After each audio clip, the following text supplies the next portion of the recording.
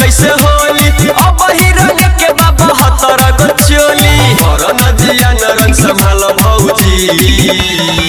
हो पिचकारी हम हो पिचकारी हम हो पिचकारी हम सारी से निकाल भौजी पिचकारी हम सारी से निकाल भौजी पिचकारी हम सारी से निकाल भौजी अरे निकाल हो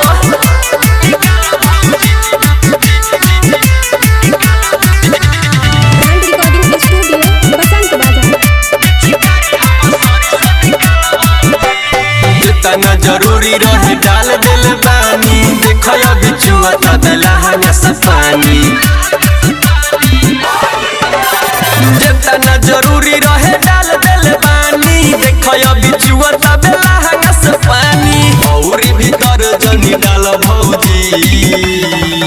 पिचकारी हम ओ पिचकारी हम सारी से निकाल भौजी पिचकारी हम सारी से निकाल भौजी पिचकारी हम सारी से निकाल भौजी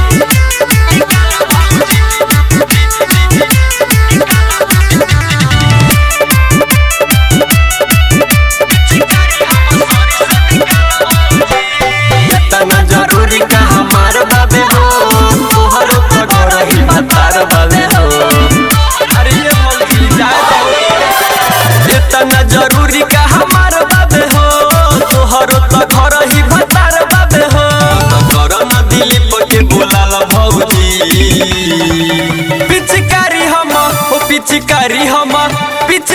हम सारी से निकाल भौजी पिचकारी हम सारी से निकाल भौजी पिचकारी हम सारी से निकाल भौजी